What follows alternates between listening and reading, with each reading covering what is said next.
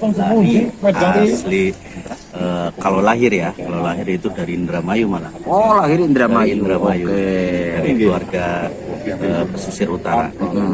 Nah, dan sekarang tinggal di pesisir selatan, yaitu di daerah Pangandaran. Alhamdulillah sudah sekitar 23 tahunan, kurang lebih 25 tahunan Di Pangandaran. Berarti sekarang sudah mukim di Pangandaran bersama keluarga. Iya. Anak berapa? Anak saya udah 3. 3 istri? Istri 1. Nah, itu masalah. Oke. Kita sudah kenalan dengan beliau, kita potong dulu sedikit ya. Agar kita tidak bertele-tele, langsung saja kita masuk ke pembahasan, ke pokok pengulikan kita ya. Ini jenengan awal mula mengenal tentang sholat rahmat ini dari mana, dari siapa, terus apakah mungkin jenengan ada rasa penasaran, apa gimana? Alhamdulillah saya kenal dengan sholawat rahmat ini dengan wasilahnya datang dari saudara kita Miftah. Pak Miftah itu ya, kalau di daerah saya di sana dipanggilnya biasa dipanggil Semprul. Oh, Semprul. Kadang ada yang manggil Kenjo.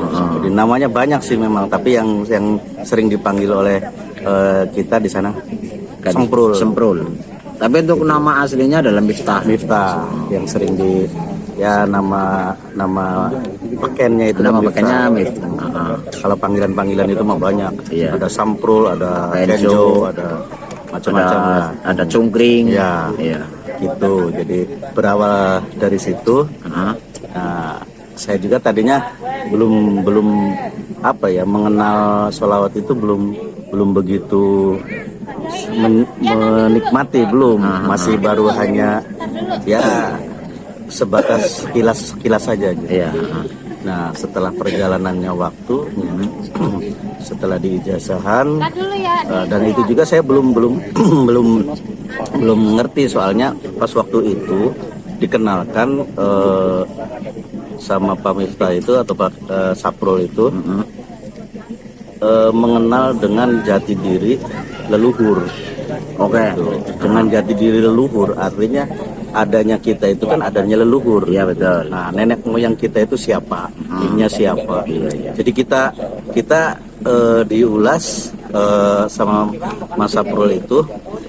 Jadi alhamdulillah dengan mungkin sering memberikan tawasul ke orang-orang tua kita, leluhur kita lah ya, generasi kita dahulu. Alhamdulillah dengan berkah sholawat mungkin itu saya semakin mengenal lebih jauh dan lebih dalam dan menikmati. Oke. Alhamdulillah mungkin karena fadilahnya karubun lah ya, nenek moyang kita juga. Alhamdulillah. Jadi seolah dituntun untuk membawa sholawat ini dalam kehidupan sehari-hari saya dan berjuang ya khususnya untuk keluarga saya dan untuk yang di sekitar saya. Oke. Alhamdulillah. Ya.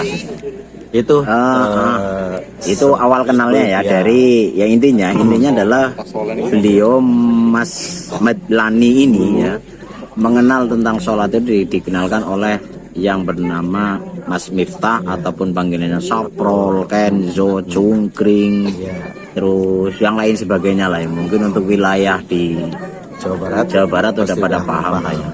Nah, ini yang perlu saya tanyakan gitu. Karena mungkin jenengan lebih tahu dan lebih dekat dengan Mas Miftahnya. Ini latar belakang dari Mas Miftah ini siapa sebenarnya? Nah, itu saya bisa jenengan ini tergoda, terpesona dengan si Saprol ini. Saya kenalnya udah lama sih dulu dengan Mas Saprol ini. Dari sebelum kenal sholawat ini masuk dulu dalam susunan panitia kepengurusan panitia Pilkades pemilihan kepala desa. Oke. Nah, saat itu yang saya bidang itu kan dari sekretarisnya, jadi sekretaris pemilihan kepala desa.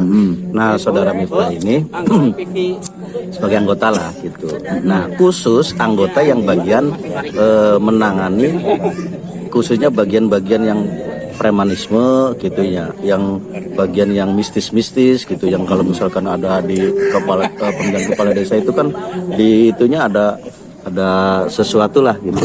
Iya, ya. Ada entah api, entah apa itu, hal-hal seperti itu dia bagiannya gitu ya. Jadi kita apa namanya, kita percayakan.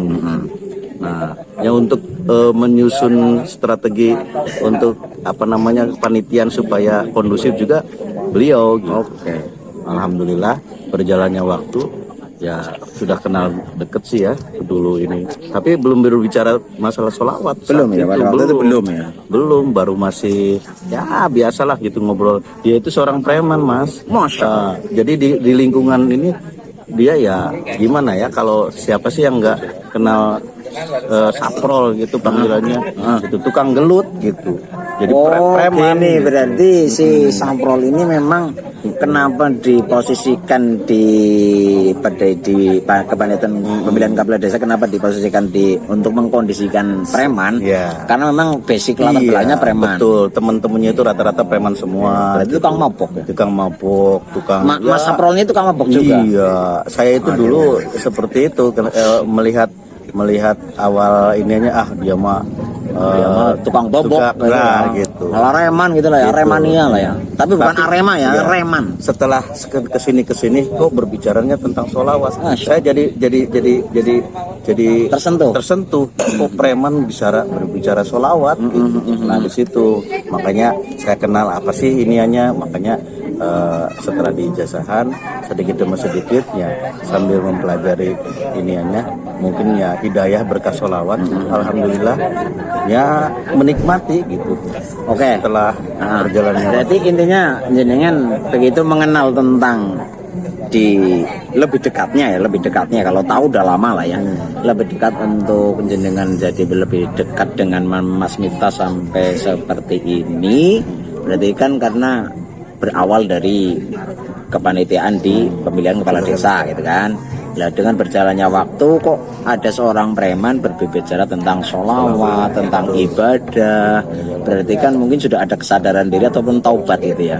Jenengan tersentuh dari hati kecil panjenengan yang akhirnya ingin lebih jauh mengetahui tentang sholawat ini gitu kan. Nah, terus jenengan mengikuti ijazahan. Masya Allah, luar biasa, luar biasa. Sangat. Ya, saudara-saudaraku semuanya saja ya. Ini ada cerita seorang preman ya, yang sudah terkenal di daerah Pangandaran. Mungkin siapa yang tidak tahu si Saprol ataupun si Kenzo inilah ya, tukang bobok yang mungkin sudah kelewat batas, mungkin bisa saja mau mati lah ya. Boboknya bisa habis berapa botol ya. Ya kurang lebih kalau belum jungkel terus gitu. Jadi yang saya lihat itu memang ya pergaulannya dengan orang anak-anak seperti itulah. Ini begini saudara-saudaraku ya, kita bukan berarti membicarakan aib seseorang, tapi ini adalah mengambil hikmah dari sebuah kejadian ya. Mengambil hikmah dari sebuah kejadian yang luar biasa. Allah Subhanahu wa taala mengetuk pintu hati seseorang itu tidak melihat basic dari seorang tersebut ya. Baik itu seorang preman, baik itu seorang pencoleng ataupun pembunuh ataupun segalanya, orang yang mungkin dari basic yang tidak begitu baik, tapi Allah Subhanahu wa taala membuka pintu hidayah, membuka pintu hatinya, mengetuk pintu hatinya, akhirnya bisa taubat dengan wasilah dengan sholawat ya. Jadi jenengan juga ada kesan yang memang luar biasa ya. Ada seorang preman berbicara tentang sholawat, berbicara tentang ibadah, dan berbicara tentang kehidupan ya, kehidupan yang mungkin akan datang, yang mungkin akan lebih jauh dan lebih lama di akhirat nanti. Mungkin gini Mas Lani ataupun Mas Lani lah ya, saya panggil ya, jenengan. Adakah jenengan di saat mungkin setelah ijazah terus mengamalkan amaliyah sholawat rahmat ini, mungkin jenengan merasakan di hati kecil Anda apa yang bisa Anda rasakan pertama gitu kan, ataupun mengalami kejadian apa, merasakan sesuatu hal apa itu, mungkin ada pengalaman apa dari kalau yang saya rasakan sih damai saja sih. Kedamaian. Iya, kedamaian, terus nikmat gitu. Terus ya mungkin karena saya seringnya di sholawat itu kan ada tawasul dulu kan, sering mengirim arwah almarhum. Maksudnya gini Mas Lani, Mas Lani gini. Gini. sebelum dan sesudah ya. Intinya sebelum jenengan mengamalkan sholawat ini dan sesudah mengamalkan sholawat ini, perbandingan perbedaan apa yang jenengan rasakan? Ya sebelum itu Pasti bisa merasakan. ya sebelum itu merasa hampa aja gitu, kayaknya gimana ya, Walaupun itu sudah ibadah. ya memang karena memang dulu ngikutnya ibadahnya asal ya namanya agama warisan orang tua gitu ya. Jadi ngikutinya ya seperti itu aja. Setelah mengenal dengan sholawat ini, jadi hidup itu rasanya berarti dan saya memiliki guru gitunya. Alhamdulillah di Sitinggil ini guru saya. Gitu. Alhamdulillah ya saya semakin mantap. Oke. Nah, ini Dok, ya. Alhamdulillah. Ini ada satu hikmah lagi yang harus kita ambil ya, bahwasanya kita beribadah. Bukan hanya kita cukup mengikuti seseorang, mencontoh, meniru seseorang yang ada di depan kita, itu bukan. Karena apa? Karena agama itu adalah ada sebuah kalimat al-isnad minad din ya. Jadi sanad ini adalah bagian dari agama. Jadi kalau memang kita beribadah, mungkin kalau hanya sebatas kita meniru, mengikuti, meniru orang di depan kita ya, hanya asal-asal bisa dikatakan ya, orang dulu mengatakan itu rubu-rubu gedang gitu kan. Orang mengatakan itu rubu-rubu gedang. Lah, itu bisa saja terjadi kehampaan di dalam beribadah. Ya hanya ibadah, hanya ibadah. Tapi untuk kekuatan di dalam hati dan iman kita masih kurang. Ada kehampaan, ada kekosongan, atau bisa dikatakan kotong. Berbeda dengan orang yang sudah mempunyai guru yang bisa membimbing secara ruhaniah, gitu kan. Membimbing secara ruhani pasti seperti yang dirasakan oleh Mas Lani ya. Setelah Mas Lani mengikuti ijazah sholawat, terus mengikuti kajian-kajian untuk memperdalam tentang mengisi kekosongan rohaninya, beliau akhirnya merasakan apa? Ibadah yang luar biasa. Kedamaian itu lebih dirasakan, dalam ibadah juga lebih yakin, lebih mantap.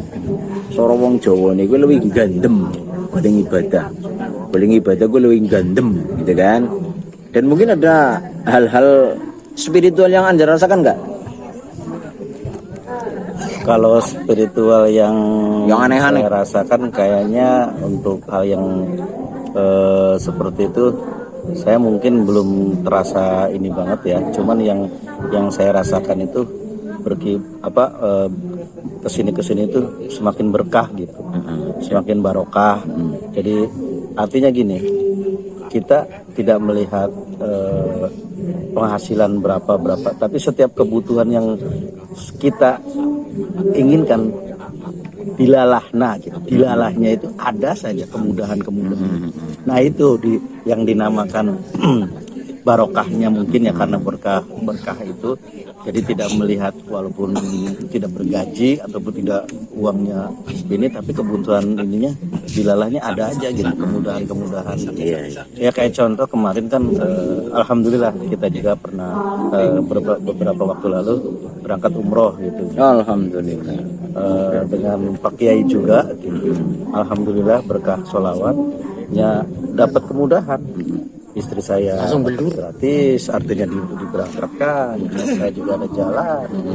Jadi alhamdulillah kita berdua sama istri yang bersolawat bisa menunaikan ibadah umroh. Oke. Nah itu yang saya rasakan kesini itu dengan tidak kehampaan, tapi benar-benar bahwa sholawat itu adalah bahwa di sisi lain saya khususnya saya sendiri pun berharap istilahnya syafaat baginda Nabi, ya kehidupan kita juga mendapat kemudahan. Oke. Itu yang saya untuk rasakan. kesimpulannya gini Lor, apa yang Mas Lani ceritakan ini adalah keberkahan. Keberkahan dari yang mungkin dulu sebelum mengamalkan sholat rahmat ini mungkin itu belum beliau rasakan ya. Dan setelah mengikuti ijazah sholawat yang bersanad, karena tadi di awal saya sampaikan al-isnad minad din, apapun itu amaliyahnya itu punya sanad, ada gurunya yang membimbing, yang akhirnya meningkatkan kualitas iman Islamnya dalam ruhani Mas Lani ini. Dan ini pembuktian ataupun kejujuran yang Mas Lani ceritakan, yaitu keberkahan ya. Ada sebuah kalimat apa itu sih barokah itu kan? Barokah itu adalah ziyadatul khair gitu ya. Ziyadatul khair itu bertambahnya kebaikan. Ya. Barokah itu adalah bertambahnya kebaikan. Beliau mengatakan tadi mendapatkan kemudahan dalam setiap hal yang beliau lalui, yang beliau lakukan itu selalu mendapatkan kemudahan dalam menyelesaikan suatu masalah ya. Keberkahan inilah yang mungkin beliau rasakan, sehingga ya ini adalah anugerah yang sangat-sangat luar biasa ya. Anugerah dari Allah Subhanahu wa taala yang diberikan kepada Mas Lani dan keluarga, akhirnya bisa melaksanakan ibadah umroh itu kan tanpa mengeluarkan biaya. Ini sangat luar biasa. Untuk itu banyak sekali hikmah yang mungkin belum bisa kita ceritakan di sini karena memang ini waktu ya, juga ini masih ramai teman-teman kita berkumpul. Mungkin masih banyak cerita yang akan kita kulik suatu hari nanti apabila kita kumpul kembali. Di antaranya sedikit ya, ini baru sedikit apa yang dirasakan oleh Mas Lani setelah beliau mengikuti kaifiyah ataupun mempunyai seorang guru lah yang bisa membimbing ruhani beliau melalui sanad sholawat rahmat, yaitu di dalam naungan Jamiah Sholat Wali Songo Nusantara JSWN ya, untuk wilayah Pangandaran gitu kan. Yang tadi walaupun beliau mendapatkan berita informasi dari seorang preman ya. Dari seorang preman itu orang enak kok, preman ya orang enak jere tapi gitu kan. Tapi beliau tetap tidak melihat premannya, tapi karena terfutuhnya hati dari Mas Saprol ini ya, yang akhirnya Masya Allah bisa mengetuk hati dari Mas Lani ini. Oke Lur, demikian dulu. Terima kasih Mas Lani atas sedikit ceritanya. Insya Allah lain waktu kita akan bercerita kembali, kita akan mengungkap misteri-misteri di dalam sebuah rahasia-rahasia di dalam sholawat, apa yang mungkin panjenengan rasakan. Oke Lur, Closing statement, monggo semangat, jangan sampai kendor sholawat. Allahumma sholli wa sallim ala sayyidina Muhammad wa ala ali sayyidina Muhammad sallallahu alaihi wasallam. Terima kasih. Oke, terima kasih Mas Lani. Semoga kita semua selalu mendapatkan berkah, manfaat, maslahat dunia dan akhirat seperti apa yang panjenengan rasakan, dan juga memberkahi kepada saudara kami di seluruh Nusantara dan seluruh dunia. Oke, terima kasih. Mohon maaf atas segala kekurangan. Selamat berjumpa kembali di lain waktu. Assalamualaikum warahmatullahi wabarakatuh. Waalaikumsalam warahmatullahi wabarakatuh. Terima kasih.